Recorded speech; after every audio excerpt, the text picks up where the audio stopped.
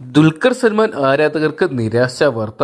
Hello friends, എല്ലാവർക്കും നമസ്കാരം. അപ്പോൾ ഇന്നത്തെ വീഡിയോ ഭാഗത്ത് നമ്മൾ പങ്കുവെക്കാൻ പോകുന്നത് ദുൽഖർ സൽമാൻ നായകനെത്തുന്ന അയാം ഗെയിം എന്ന് പറയുന്ന സിനിമയുടെ ട്രെയിലർ റിലീസ് അപ്ഡേറ്റ്സ് ആണ്. വീഡിയോ ആദ്യമായിട്ട് കാണുന്ന സുഹൃത്തുക്കളാണെങ്കിൽ ഏറ്റവും ലേറ്റസ്റ്റ് ആയിട്ടുള്ള സിനിമ അപ്ഡേറ്റ്സുകൾ അറിയാൻ വേണ്ടി ഇപ്പോൾ തന്നെ ചാനൽ സബ്സ്ക്രൈബ് ചെയ്ത് നോക്കുക. ദുൽഖർ സൽമാൻ്റെ ബർത്ത്ഡേ ദിനമായിട്ടുള്ള ഇന്നലെ ഒരുപാട് സർപ്രൈസുകൾ നമ്മൾ കണ്ടാണ്.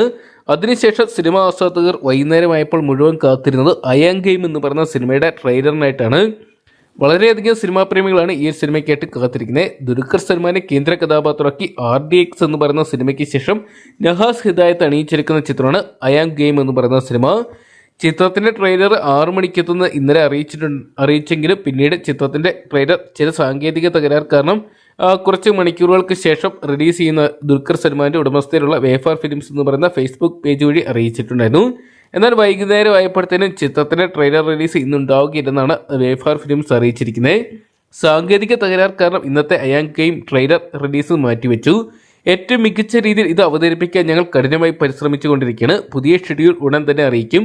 നിങ്ങളുടെ ക്ഷമയ്ക്കും പിന്തുണയ്ക്കും നന്ദി എന്നായിരുന്നു അണിയറ പ്രവർത്തകർ അറിയിച്ചിട്ടുണ്ടായിരുന്നത്. ഈ വരുന്ന 2026 ഓഗസ്റ്റ് മാസം 20-ാം തീയതി ഓണം റിലീസായിട്ടാണ് അയാം ഗെയിം ആഗോള തലത്തിൽ തിയേറ്ററിലോട്ട് എത്താൻ പോകുന്നത്. ദുൽഖർ സൽമാൻ്റെ ഉടമസ്ഥയിലുള്ള വേഫാർ ഫിലിംസ് ആണ് ചിത്രം നിർമ്മിക്കുന്നത്. എന്തൊക്കെയാണ് ദുൽഖർ സൽമാൻ 3 വർഷങ്ങൾക്ക് ശേഷം മലയാളത്തിലോട്ട് തിരികെ എത്തുന്നു എന്ന് തന്നെയാണ് ചിത്രത്തിൻ്റെ ഏറ്റവും വലിയ ഹൈലൈറ്റ്. ചിത്രത്തിനായിട്ട് തിരക്കഥ രചിച്ചിരിക്കുന്നത് സജീർ ബാബ, ഇസ്മായിൽ അബൂബക്കർ, ബിലാൽ മൊയ്തു എന്നിവർ ചേർന്നാണ്. സജീർ ബാബയെ ആദർശ് കുമാരും ഷബാസ് റഷീദും ചേർന്നാണ് ചിത്രത്തിനായിട്ട് സംഭാഷണം ഒരുക്കിയിട്ടുള്ളത്. അതൊക്കെയാണ് ചിത്രത്തിൻ്റെ ഷൂട്ടിംഗ് എല്ലാം കംപ്ലീറ്റ് ചെയ്ത് ചിത്രം ഈ ഓണം നാളുകളിലോട്ട് തിയേറ്ററിലോട്ട് എത്തുമ്പോൾ വമ്പൻ താരങ്ങൾ തന്നെ ചിത്രത്തിൽ അണിനിരക്കുന്നുണ്ട്. മലയാളത്തിലെ ആന്റണി വർഗീസ് പെപ്പെ മറ്റൊരു കേന്ദ്ര കഥാപാത്രമായിട്ട് എത്തുമ്പോൾ തമിഴ്നാടിനെയും സംവിധായകനുമായിട്ടുള്ള മിഷ്കിൻ, അതോടൊപ്പം തന്നെ കയാദു ലോഹർ, കതിർ, പാർത്ത് തിവാരി, തമിഴ് നായിക താരം സംയുക്ത വിശ്വനാഥൻ തുടങ്ങിയവരൊക്കെയാണ് ചിത്രത്തിൽ മറ്റ് കേന്ദ്ര കഥാപാത്രങ്ങളായിട്ട് എത്തുന്നത്.